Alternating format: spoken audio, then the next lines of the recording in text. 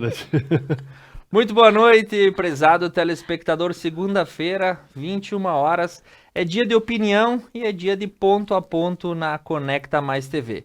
E nessa noite eu tenho o prazer de receber Ani Brainenbach, psicóloga, professora universitária e palestrante. Atualmente coordena o curso de psicologia da Universidade de Caxias do Sul, doutora em educação e mestre em psicologia, sócia proprietária da Clínica de Psicologia Cognizione. Cristiano Valduga Dalpai, empresário, bacharel em Ciências Econômicas pela Universidade de Caxias do Sul, com pós-graduação e MBA executivo em negócios pela Universidade do Norte do Paraná. Eleito vereador em 97 a 2000, presidindo a Câmara Legislativa entre os anos de 97 e 99. Em 97, como presidente do Poder Legislativo, assumiu o comando do município de Veranópolis, sendo até hoje o mais jovem prefeito da cidade. Eleito vice-prefeito de 2001 a 2004, secretário municipal do Desenvolvimento Econômico de 2017 a 2020 e, atualmente, vereador da Casa Legislativa. Lindo Bolsoni, advogado, ex-presidente da OAB entre 2004 e 2012, conselheiro do Hospital São João Batista e também membro do Grupo de Apoio à Polícia Civil e à Brigada Militar e colaborador do Presídio Estadual. Muito boa noite a todos os formadores de opinião da bancada dessa segunda-feira. E os três casos separados para a gente falar. No primeiro bloco, Johnny Depp e Amber Heard, aquele julgamento cinematográfico que você acompanhou nos últimos 90 dias. No segundo bloco, o trabalho remoto, que segundo Elon Musk não cabe mais. E o terceiro assunto, será que estamos às portas de uma nova recessão mundial, de acordo com as opiniões dos economistas de grande renome? Começamos pelo caso cinematográfico que desperta opiniões e paixões. E a frase épica: esse será o dia lembrado como o dia que vocês quase capturaram o capitão Jack Sparrow.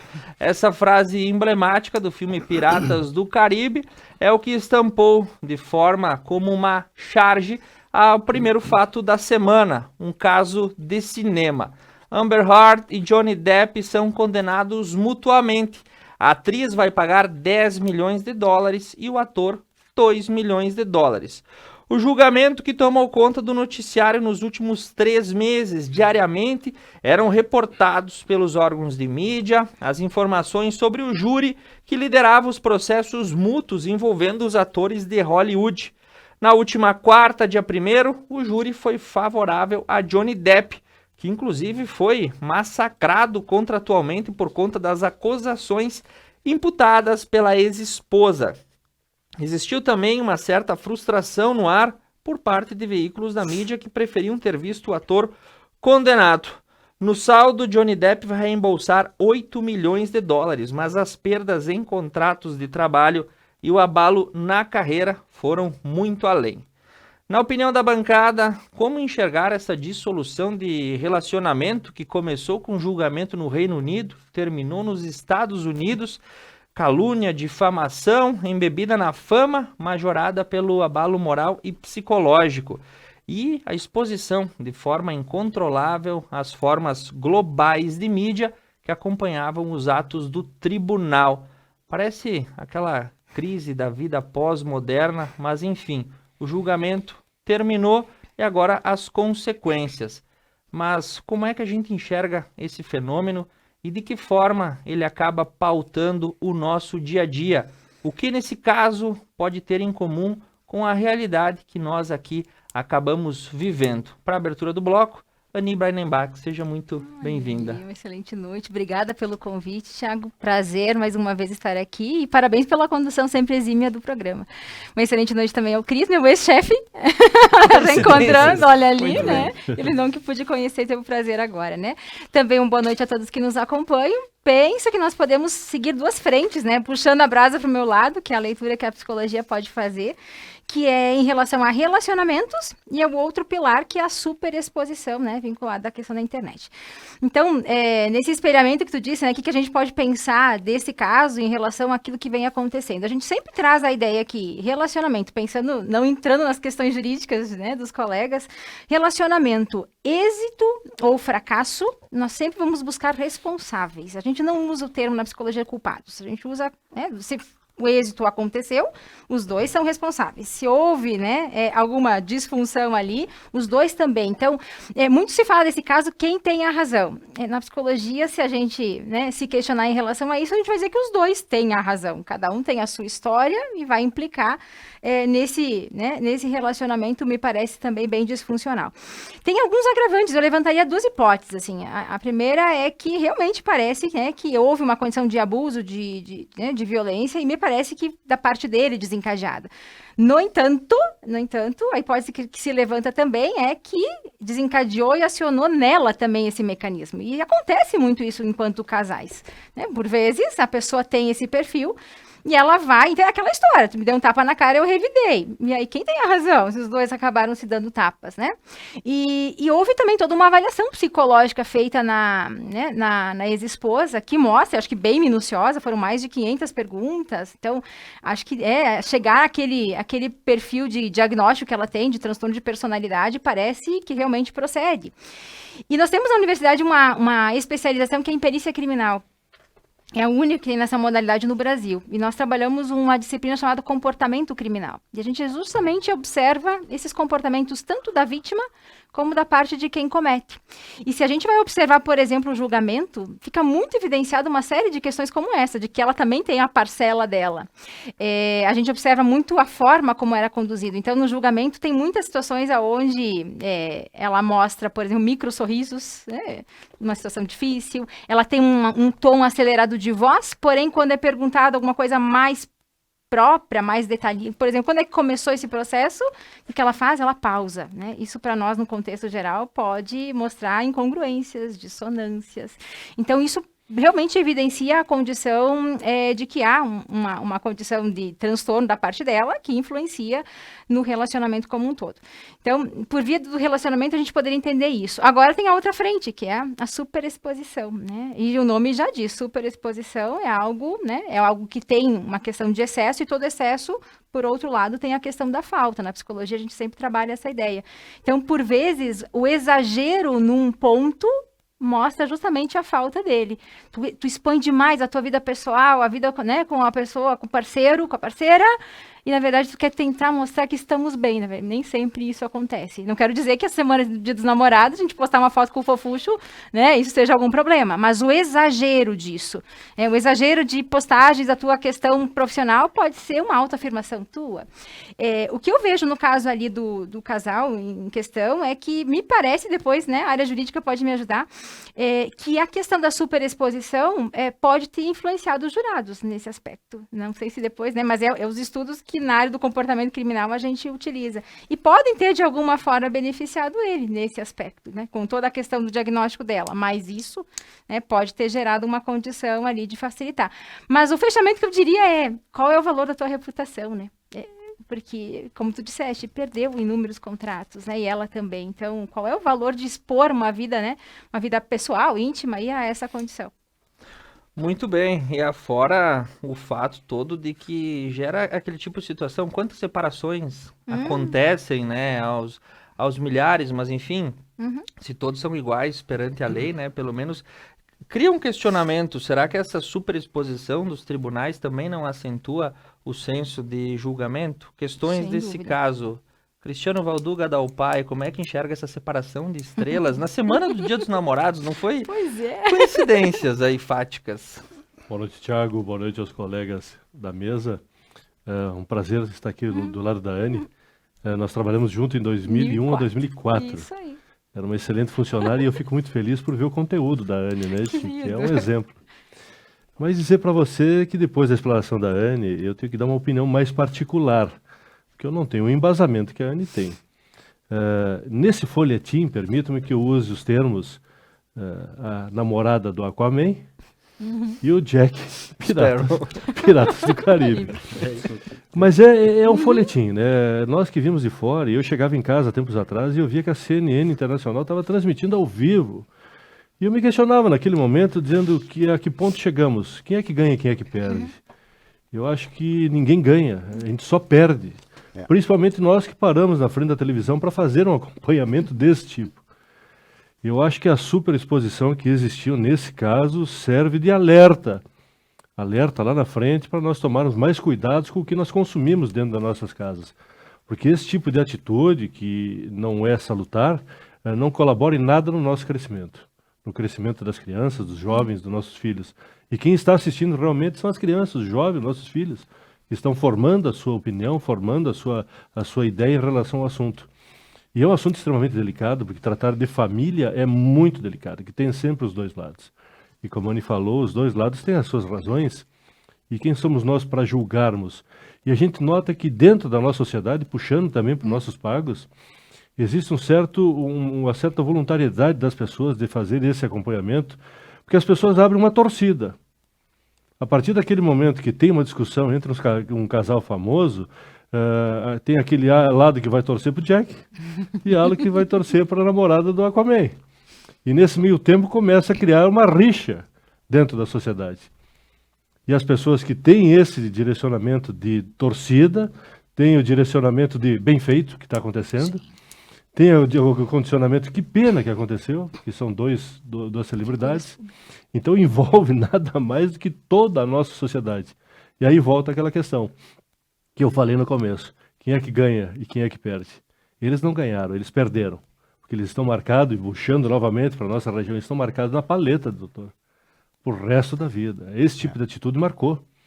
E por mais que tente ser contornada com as atitudes que venham a surgir daqui para frente, não vai mais tirar o rótulo da briga, do que aconteceu, desses 90 dias, e que o Jack vai ganhar os seus 8 milhões, e que a esposa e que a namorada do Aquaman vai ter que pagar toda aquela fortuna.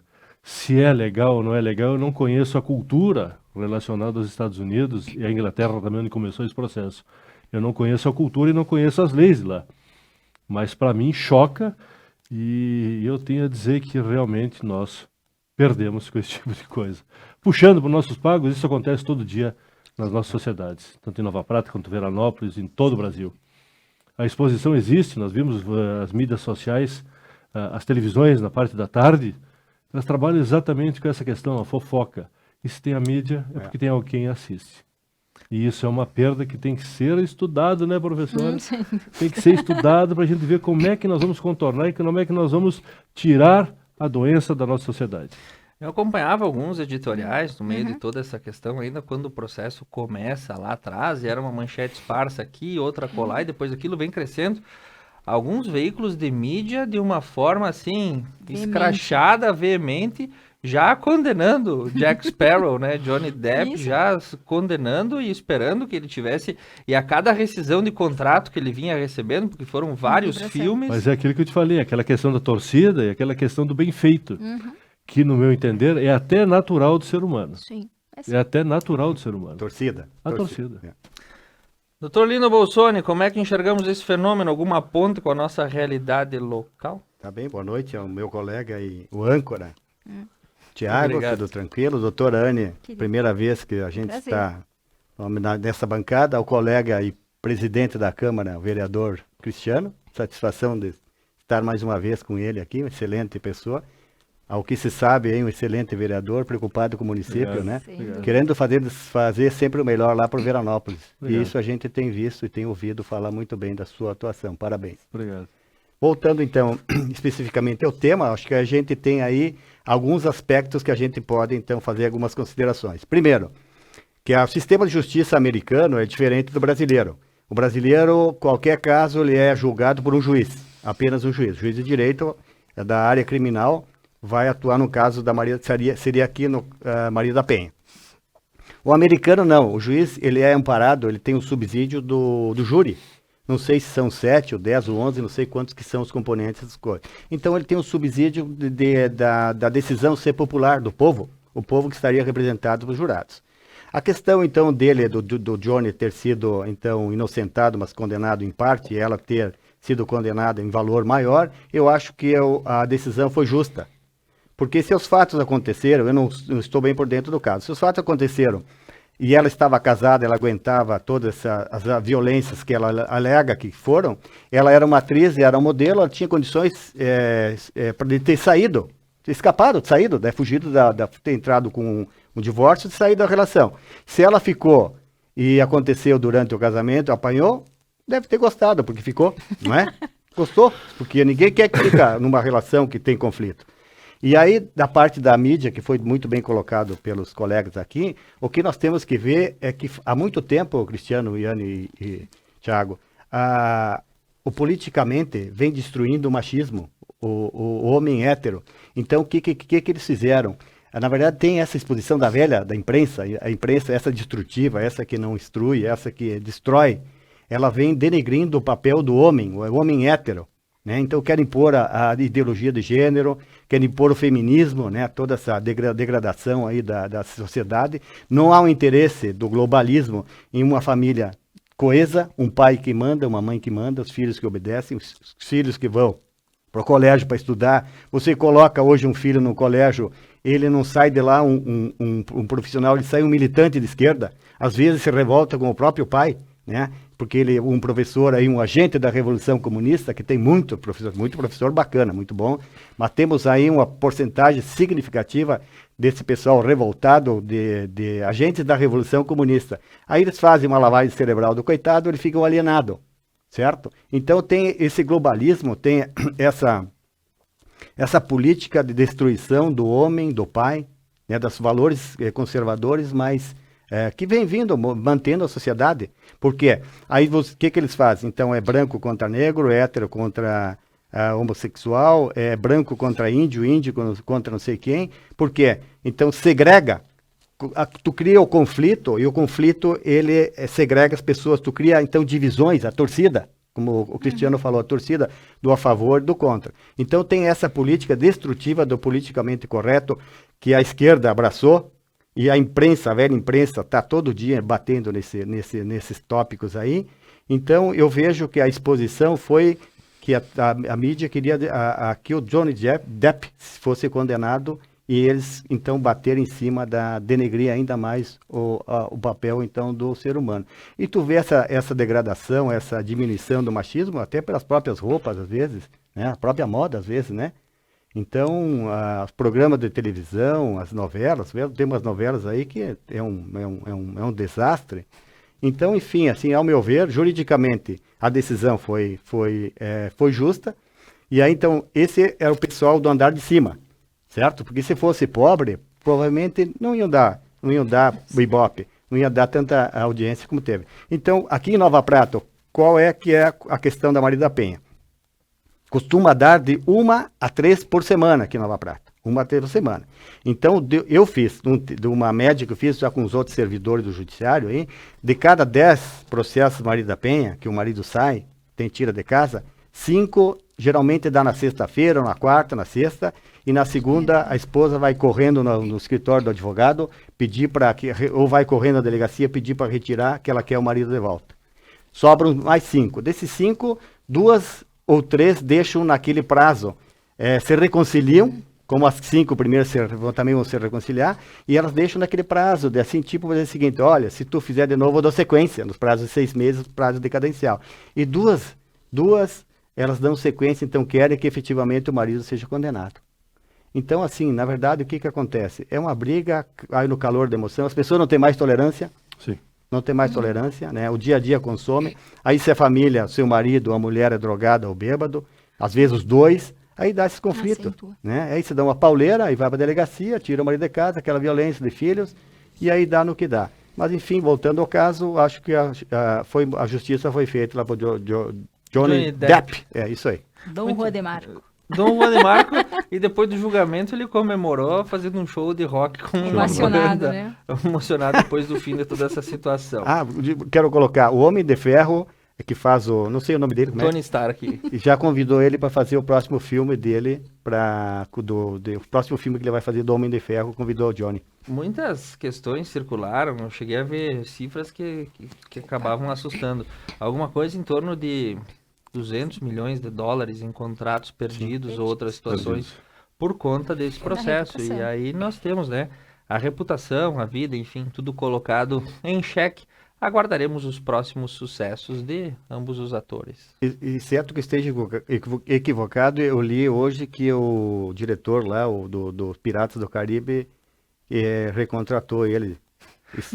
Depois tem as idas e voltas da especulação em Hollywood, e essas também funcionam de forma muito volátil. No próximo bloco, nós vamos para um tema bem local, muitas vezes presencial ou à distância. O trabalho remoto já não é mais aceitável, essa é a opinião do homem mais rico do mundo, comandante de diversas empresas, e nós vamos ver se a nossa bancada concorda com Elon Musk. Eu volto em 3 minutos.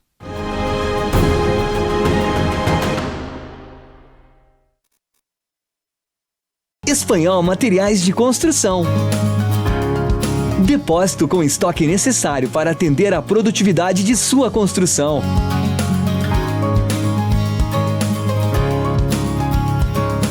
Entrega própria em toda a região com garantia de ritmo para sua obra. Qualidade, simplicidade e bom atendimento é no Espanhol Materiais de Construção.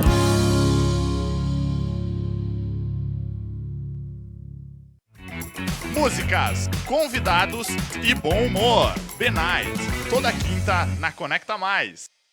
A Service Contabilidade está no mercado há mais de 25 anos, oferecendo serviços de contabilidade e assessoria em várias áreas. Com unidades em Nova Prata e Nova Bassano, a Service Contabilidade está perto de você em todos os ambientes. Sua equipe oferece experiência, inovação e proteção para sua empresa e seu negócio. Service Contabilidade. Seu crescimento, nosso compromisso. Preços especiais e horários diferenciados é no Posto das Flores. Bandeira Petrobras e certificado de olho no combustível. Em Vila Flores, na BR-470. Atendimento especial até a meia-noite, de segunda a sexta e aos domingos. Aqui, seu tanque cheio é garantido.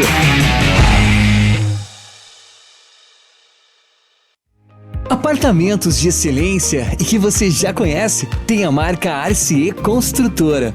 Apresentamos nosso novo empreendimento.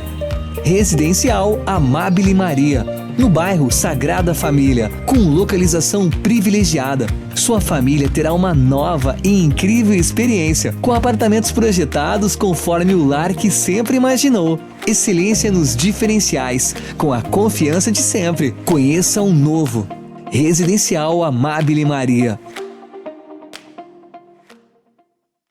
O que é ter saúde para você? Ter energia para aproveitar a vida do seu jeito? Se equilibrando entre alguns imprevistos e grandes alegrias? A gente acredita que essa seja uma boa receita. Afinal, manter a felicidade é um hábito saudável. E sobre cuidar de saúde, a gente entende. Somos a Unimed.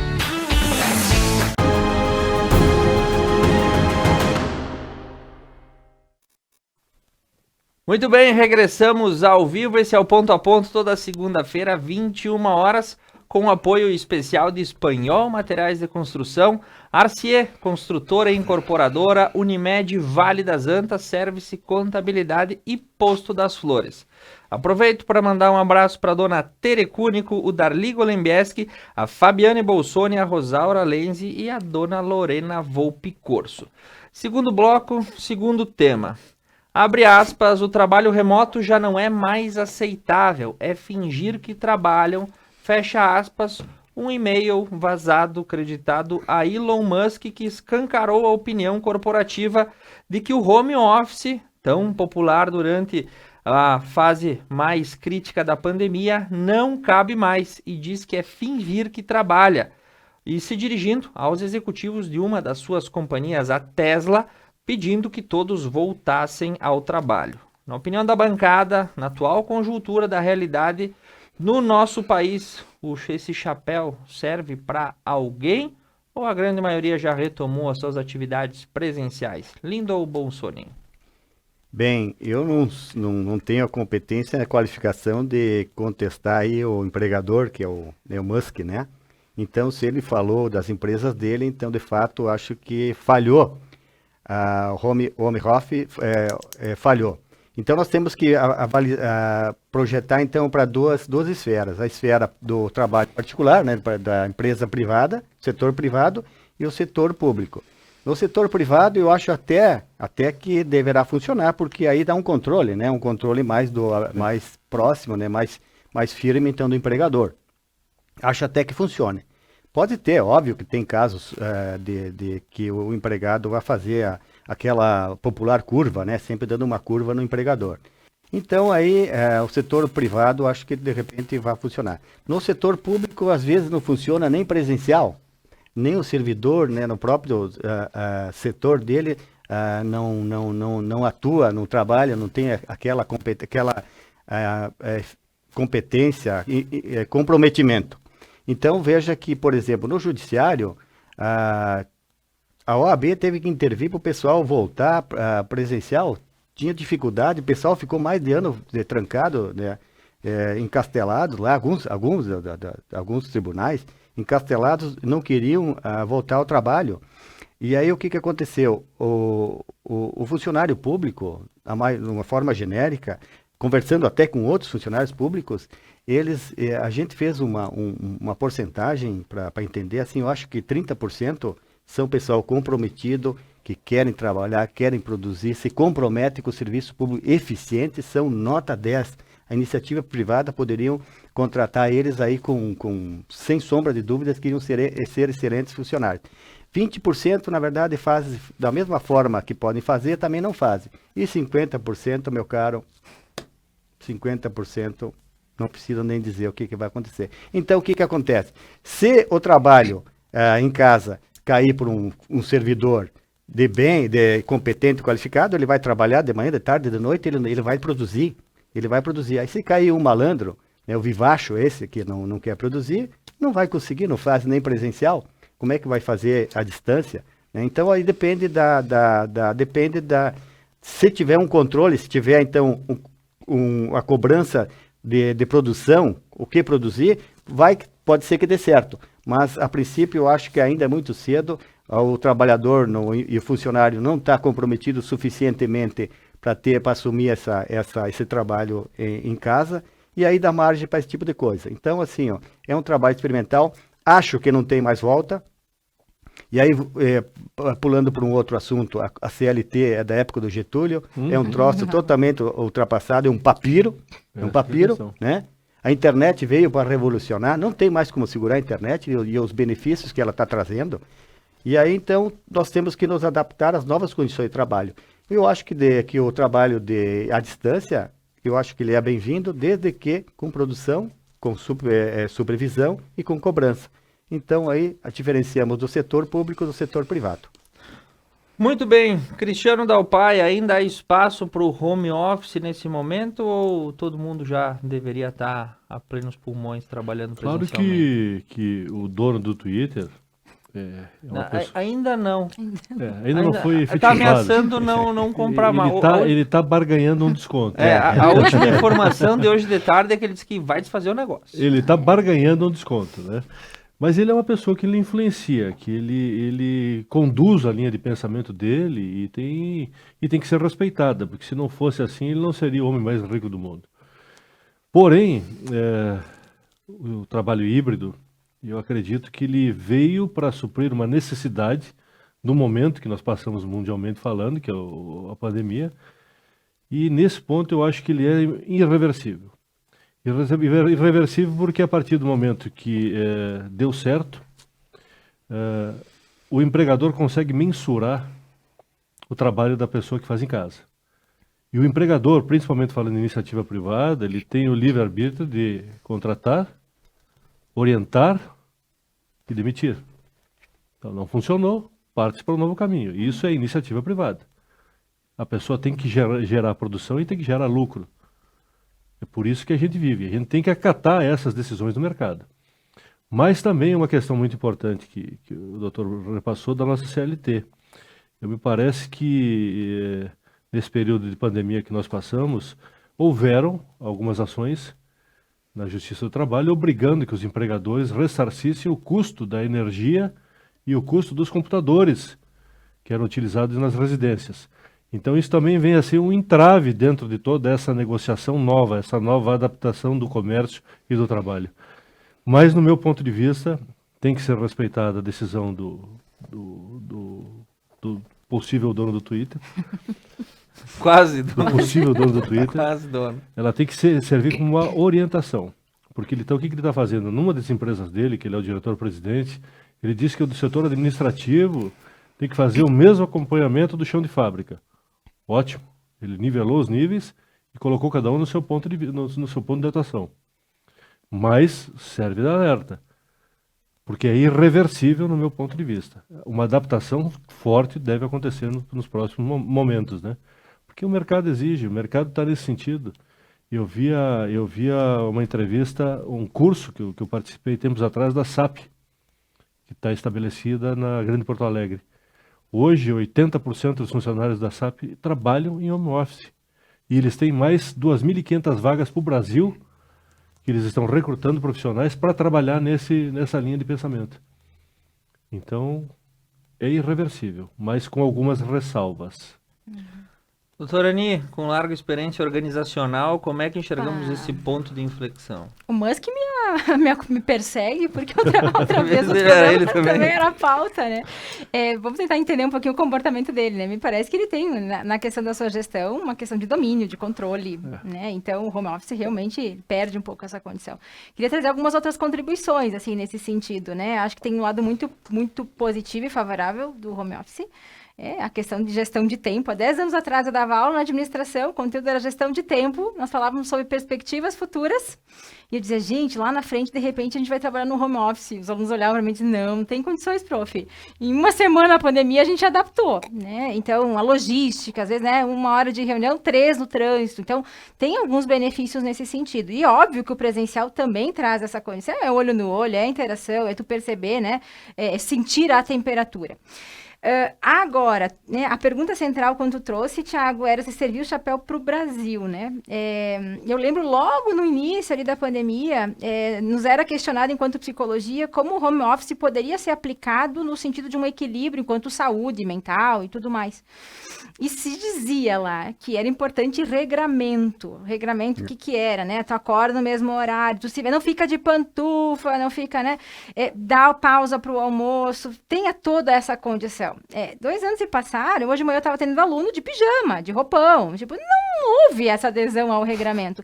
Então, tem alguns estudos até da USP, a Universidade de Caxias também já fez vários, mostrando algumas desvantagens também desse processo do home office. Às vezes, aquela questão da produtividade, tu tá concorrendo com o cachorro, com o teu filho chamando, com TV, com a pantufa, com o pijama. Com a pia cheia de louça, com a cama para arrumar. A quando vai no banheiro com a câmera. Isso. Não para almoçar, vai lá, come. E aí, muitas vezes, em termos, tu trabalhou muito mais, até que se fosse no presencial. Às vezes com menos qualidade, com menos produtividade. Então, o que está sendo mostrado é algumas coisas desfavoráveis. Além dessa condição de falta de regramento, tem se falado muito, enquanto estudos, a ideia de as pessoas se cobrarem mais no home office. Eu sei que, de repente, aqui seria polêmico, isso alguns dizem, né? Mas o se cobrar mais em que sentido? Tu não tem mais parâmetro, né? Tu está num ambiente profissional lá, tu sabe... o Thiago está fazendo um curso, tem que fazer também.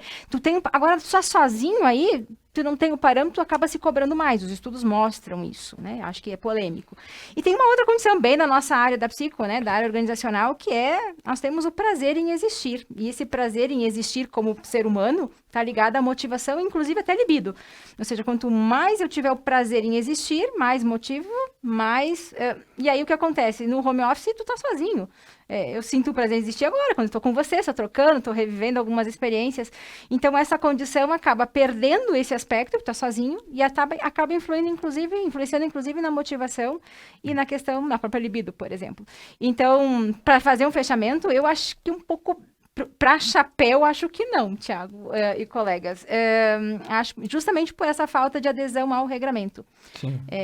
Então, mas eu acho que pegou pesado dizer que estamos fingindo, né? Parar de fingir de trabalhar, né? Pensando nessa lógica, acho que é um pouco pesado. E, Thiago, só uma colocação. Na verdade, o trabalho em casa, esse aí que nós estamos falando, o office aí, ele não tem interação. Na verdade, se a pessoa ela é solitária, tem pessoas que são mais reservadas, solitárias, vão se dar bem, porque estão em casa, né, vão tranquilo, mas daí tu tem a falta de interação, porque tu tá com um problema aqui, aí se a gente está trabalhando juntos aqui, Cristiano... Já aconteceu contigo? Né?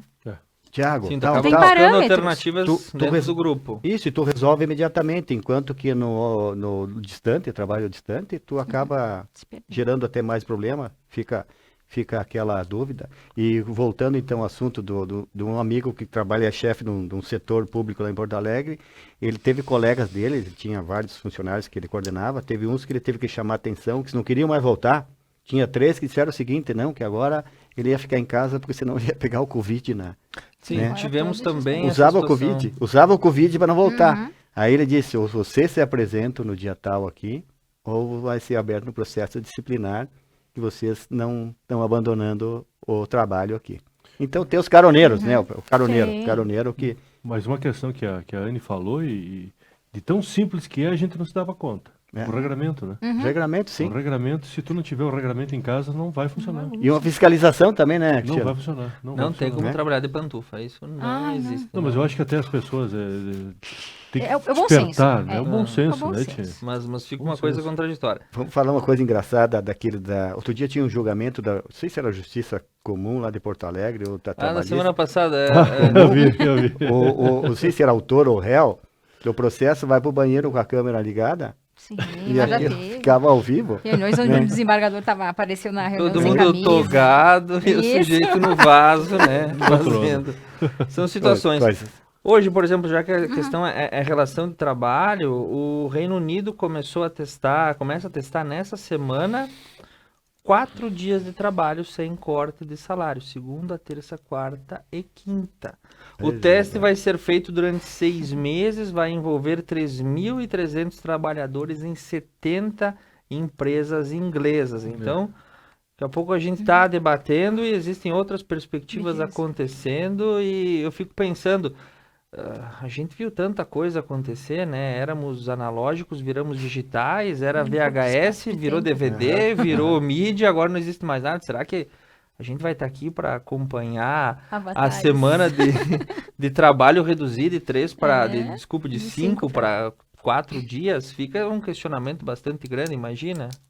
Mas sabe que essa é uma pauta da esquerda há vários anos, já faz tempo que eles vêm anunciando essa redução aí até para sufocar o capitalismo, né? Então tudo tu tem que ver da ótica do outro, outra ótica. Sim, só que a questão é que eles estão fazendo isso no Reino Unido e Aqui no Brasil não funcionaria. Diria um antigo professor meu, ele dizia, a Inglaterra sempre chega 200 anos na frente de todo mundo. Então aqui você não presta funcionaria. atenção ao que ocorre lá para ver o que vai acontecer. E o custo? Aqui para baixo da linha do Equador não funcionaria. Eu acho que fica bem complicado pensar. E o custo disso aí tudo? Sim, algum lugar vai ter que absorver, né? E imagina um final de semana de 3 dias, se com 2 o pessoal já fica com a carteira meio comprometida, imagina um dia a mais. Nós vamos para um rápido intervalo comercial, um abraço para o nosso amigo Racine Madaloso que está nos acompanhando e a Elaine Casanova. No próximo bloco nós vamos falar sobre previsões assombrosas de uma possível recessão global. Especulação, realidade, precisamos apertar os cintos, o que vem por aí. Economia global é o nosso próximo assunto e nós voltamos em 3 minutos.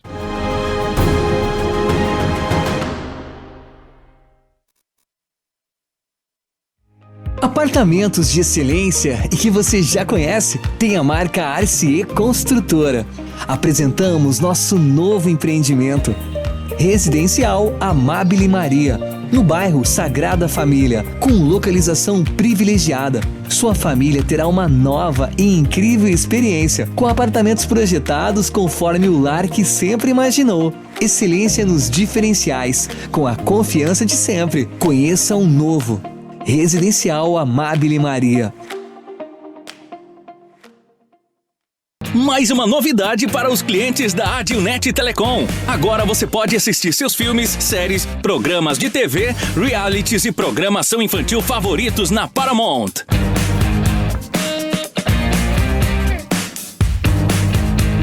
Na Paramount+. Tudo isso com o melhor dos canais Nickelodeon, MTV, Comedy Central, Paramount Network e filmes e séries dos melhores estúdios. Acesse gratuitamente todo o conteúdo pelo seu smartphone, tablet ou navegador. O aplicativo está disponível no Google Play e App Store do seu smartphone ou tablet. Abra o aplicativo e clique em Iniciar. Depois, clique na opção Outras Operadoras. Na tela seguinte, selecione a Adilnet e entre com seus dados de acesso, os mesmos que usa para a central do assinante. Pronto!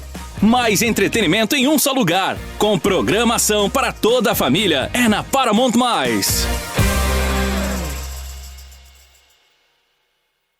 O que é ter saúde para você? Ter energia para aproveitar a vida do seu jeito? Se equilibrando entre alguns imprevistos e grandes alegrias? A gente acredita que essa seja uma boa receita. Afinal, manter a felicidade é um hábito saudável. E sobre cuidar de saúde, a gente entende. Somos a Unimed. Espanhol Materiais de Construção. Depósito com estoque necessário para atender à produtividade de sua construção.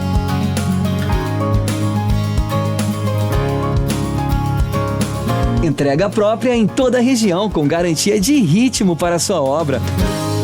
Qualidade, simplicidade e bom atendimento é no Espanhol Materiais de Construção.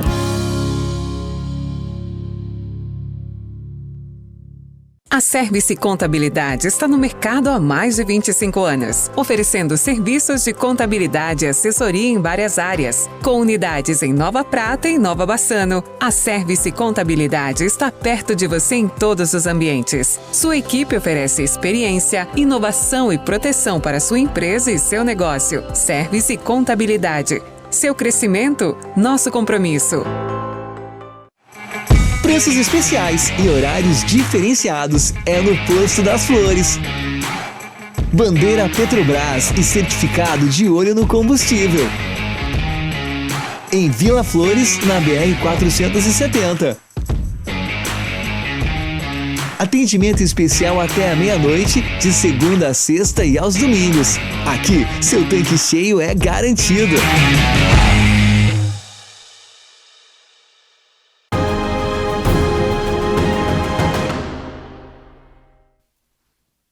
Retornamos para o nosso terceiro bloco nesta segunda-feira gelada na Serra Gaúcha. Com o apoio e o patrocínio de Espanhol Materiais de Construção, Arcier, construtora e incorporadora, Unimed Vale das Antas, Service Contabilidade e Posto das Flores. O nosso terceiro assunto passa pela economia, em especial a economia global.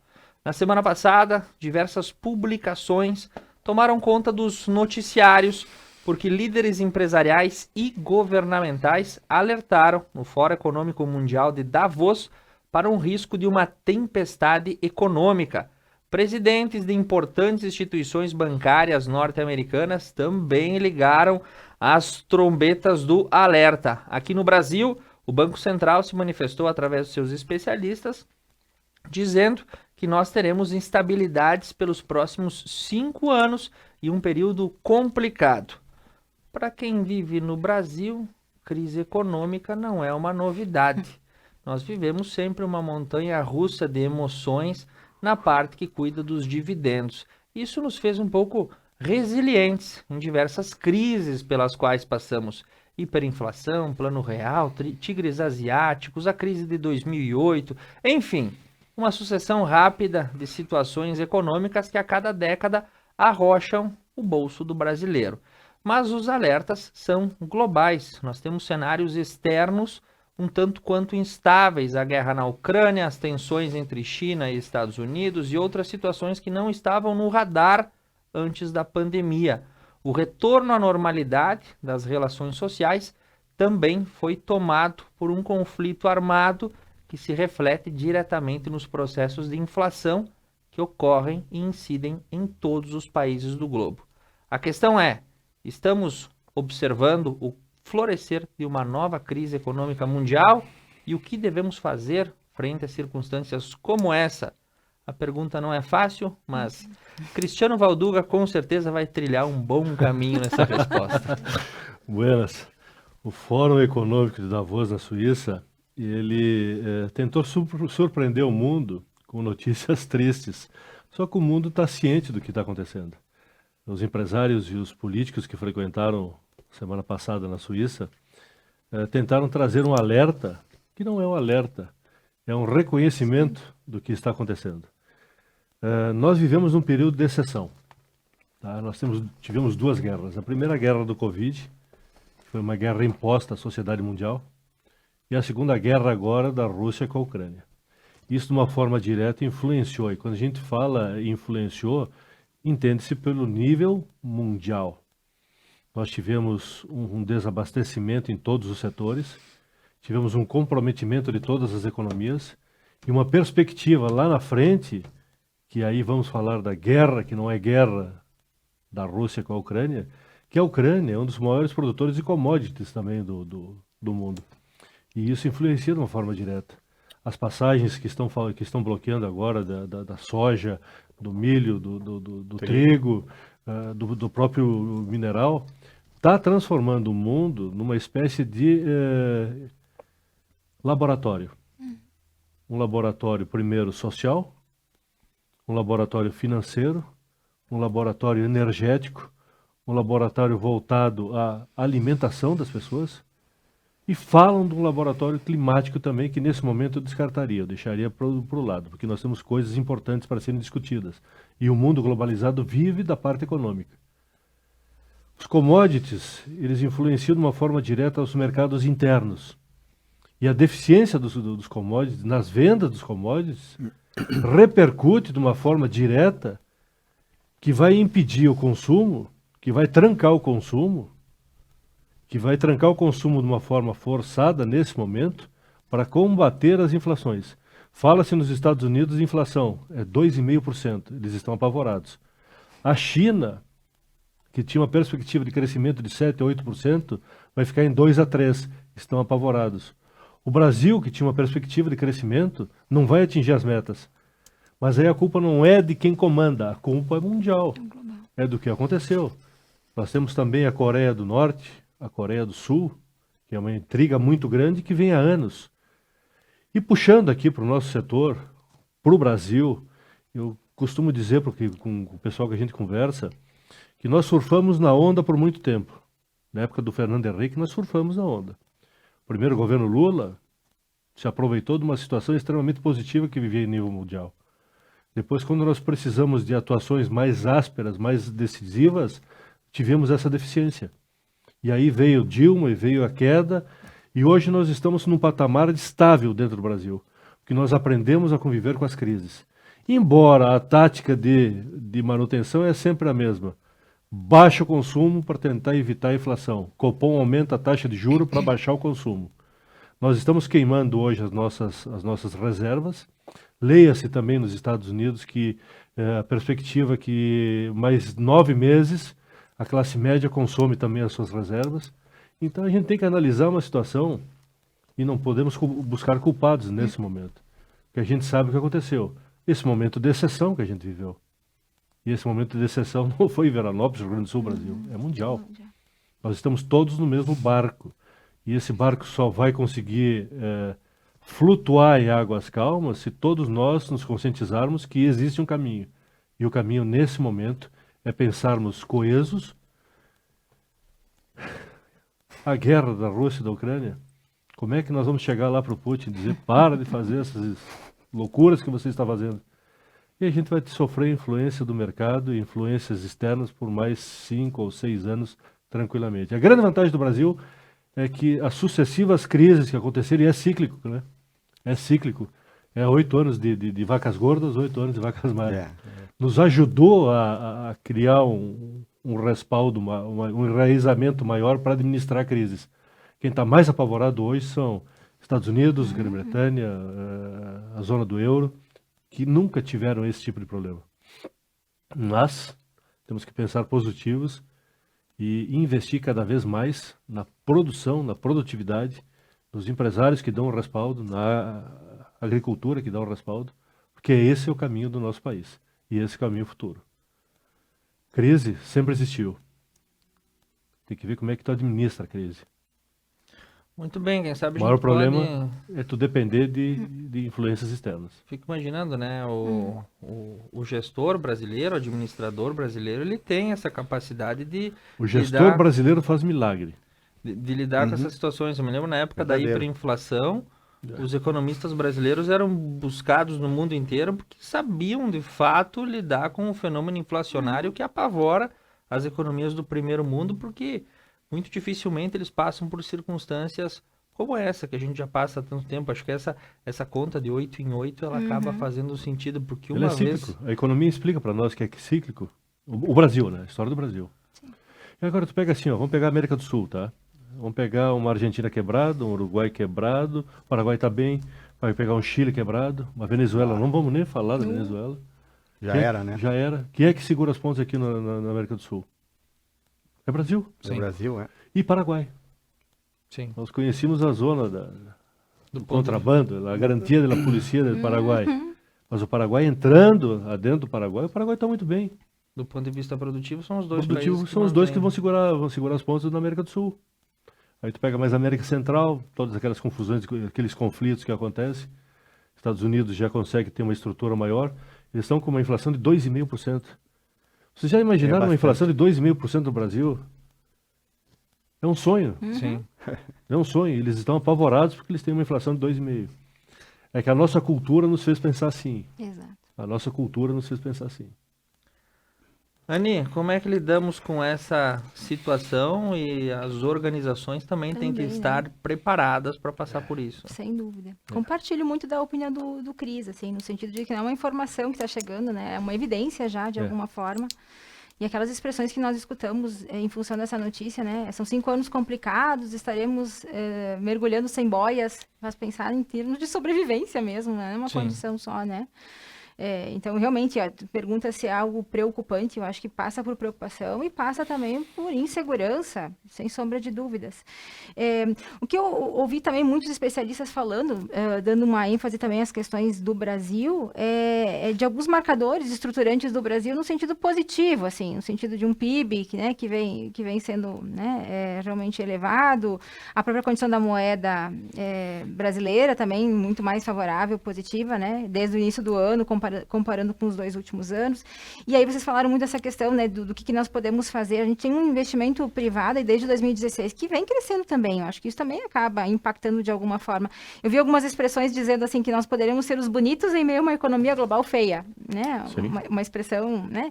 E que muitos estão revisando. Justo ao momento. Parabéns. Isso aí. Revisando por que um está caindo para baixo e nós estamos de alguma forma, né? Para cima.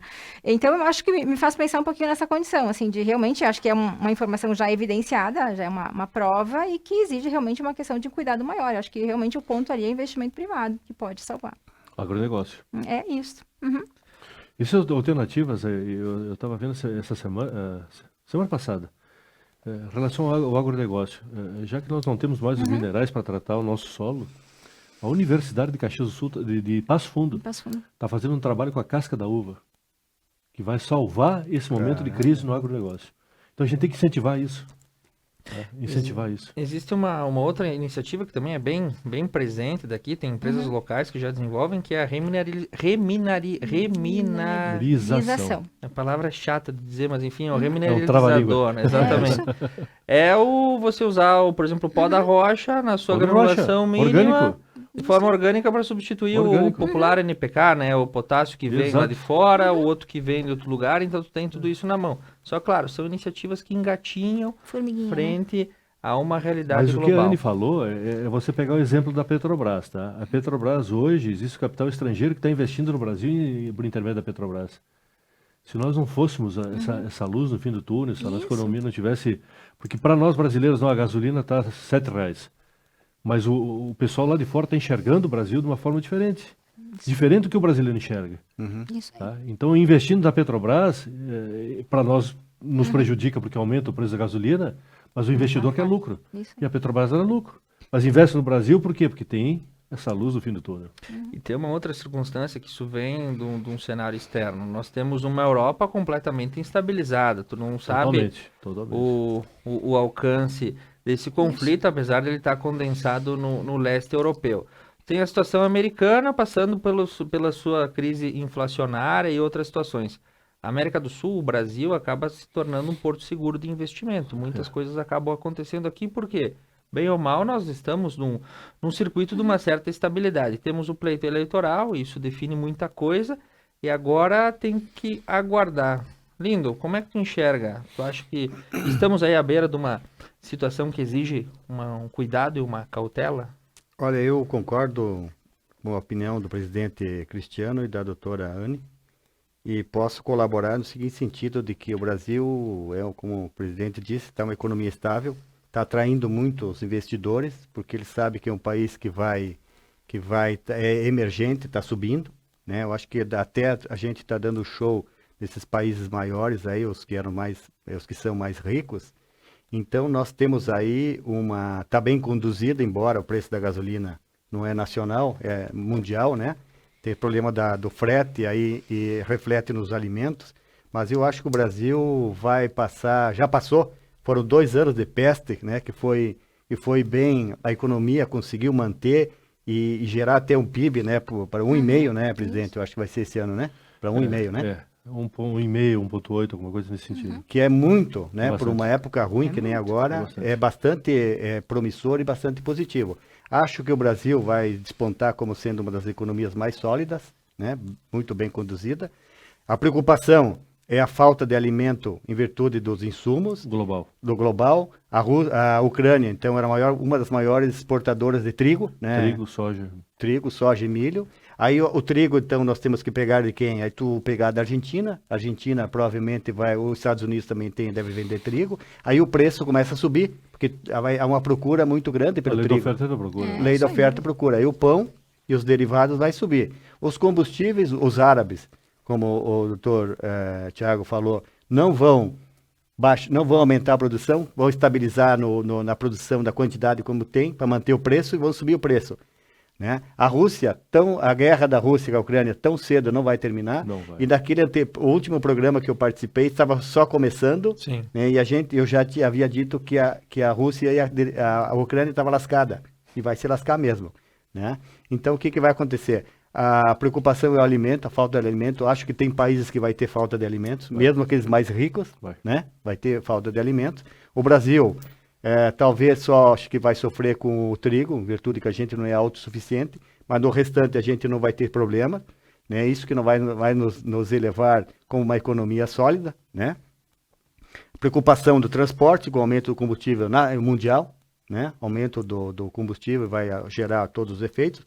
A questão, então, dos insumos aí, dos fertilizantes para o agronegócio. Nós temos aqui potássio, né, em vários locais, mas daí o que fizeram? O eco-chato, o eco-idiota e o eco-terrorista aumentaram as reservas indígenas. Sim. Aí tu não pode ter uma legislação freando o executivo que quer investir. Nós teríamos suficiente em potássio. Tem aqui também em Minas do Leão, me parece que deve ter alguma coisa no gênero, né? Sim. Mas daí tudo é como é que chama, do direito ambiental. Tudo tem que ser controlado, não pode mexer. A Alemanha vai destruir 12 mil, não sei, hectares de floresta para poder fazer carvão, porque por causa da conta do gás da Ucrânia, né? O gás natural. Então, assim, o que acontece? O Brasil está engessado. O STF está com aquela pauta que postergou para lá para setembro, do aumento lá do marco temporal. Vamos se enxergar. Tem tribos aí que tem o tamanho de 3 estados para 8 mil índios. Que índio vai precisar de tanta terra assim para quê? Né? Vamos acordar, vamos tirar a viseira, né? A viseira ideológica, essa viseira do atraso da esquerda. Isso aí está atrasando o país. Poderia ter mais território para poder plantar, gerar o agronegócio. Inclusive, aquela representante da Organização Mundial do Comércio, acho que né? Veio falar com o presidente para dizer que o Brasil produza para gerar alimentos para o mundo, porque eles estão antevendo a crise de alimentos. Né? Eu não sei se é da Organização Mundial do Comércio lá da ONU. Sim. Eu acho que deve ser isso. Veio de propósito pedir para o presidente Bolsonaro para produzir para o agronegócio produzir alimentos. Então, assim, nós seríamos autossuficientes em quase tudo. Só que daí essa visão do atraso, da desgraça, das trevas que tem aí, com essa imprensa que é destrutiva, a velha imprensa, né, manoteando, criando quer impor essa pauta do politicamente correto, nós estamos engatinhando quando a gente poderia ser o país do primeiro mundo. Né? A grande realidade, Lindo, é que avião voando não é notícia, né? É vero. Só quando cai. Só quando cai. Né? Então eu vejo assim, preocupação é com a fome. Eu acho que o Brasil não vai entrar nessa. Poderá ter talvez uma escassez assim pelo preço, né? Preço. Baixo de consumo em virtude do preço. Mas a população acho que não vai ser tão prejudicada quanto alguns outros países, infelizmente. Muito bem, estaremos aguardando, quem sabe daqui a um ano, numa nova formatação de bancada, a gente possa olhar para trás e ver qual foi o tamanho dessa tempestade econômica, e ela passa incisivamente pelo contorno desse conflito no leste europeu, que, como bem dito a bancada hoje, está longe do final. Eu agradeço profundamente a presença Anny Brenenbach, Lindo Bolsoni, Cristiano Valduga Dalpai, muito obrigado. Mona Lise na nossa retaguarda nessa noite e o Johnny na edição. Esse foi o Ponto a Ponto, que contou com o apoio de Espanhol Materiais de Construção, Arcier, construtora e incorporadora, Unimed Vale das Antas, Service Contabilidade e Posto das Flores. O Ponto a Ponto retorna na próxima segunda-feira, às 21 horas, ao vivo, com os fatos que geram opinião na sua segunda-feira aqui na Conecta Mais TV. Um abraço, uma boa noite e uma boa semana a todos.